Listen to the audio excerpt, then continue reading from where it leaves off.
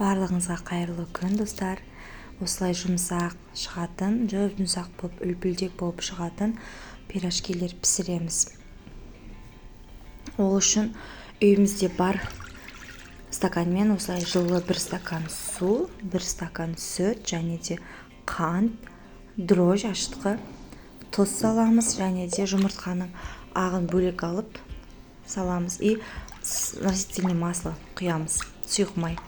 Осылай жақсылап араластырып аламыз да, онда ақырындап осылай өткізіп алып, илектен өткізіп алып, илеп бастаймыз.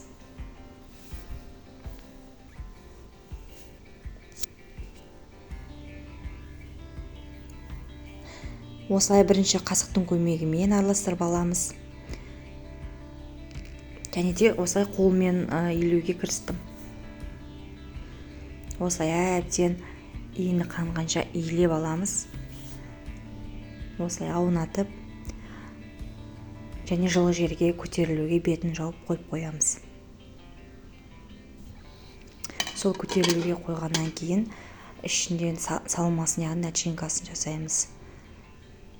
Сковородкамызға май құйып, кішкене ғана пиязымызды, яғни жуаны осылай кубиктап турап алып, кішкене қызарғанша, өзі қызарып, дәм береді. Қызарса, дәм береді, ащы дәмі болмайды.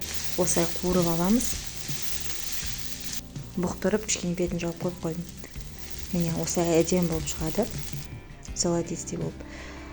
Пюремізге кірісеміз. Картошкамызды осылай пюре етіп асып аламыз. Және де тұз, бұрышын салып, қуырған жуамызды қосып, екеуін араластырып суытуға қойып қоямыз. Сары май саламыз, 1 қасық.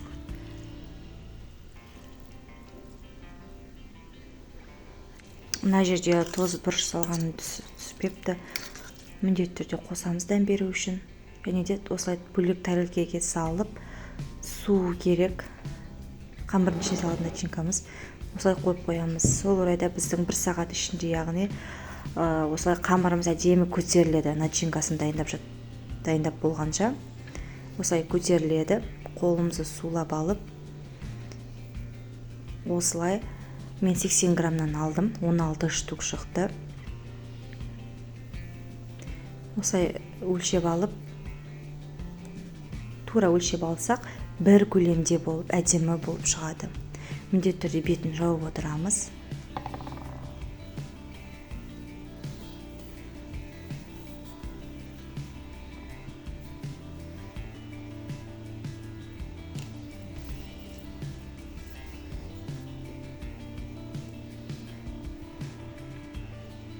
Оқтаудың көмегімен ақырын дөңгелек пішінге келтіріп, начинкасын салып, бұны орау өте оңай. Осылай видеода көрсетілгендей етіп орап шықсақ, жылдам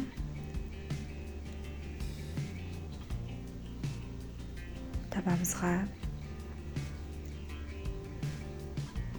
пергамент қағазын төсеп, табамызға орналастырамыз.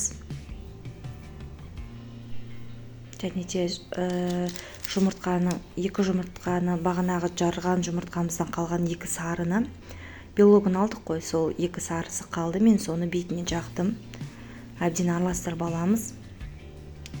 Осылай бетіне жағамыз. Сәндік үшін кішкене осылай бөліп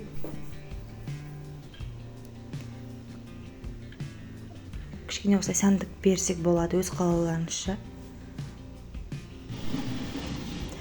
Бірінші пешті қыздырып аламыз, осылай. Содан кейін 180 градуста 30 минут пісіріп аламыз. Жасап көріңіздер, ас болсын қыздар. Және де маған тіркелуді ұмытпаңыздар.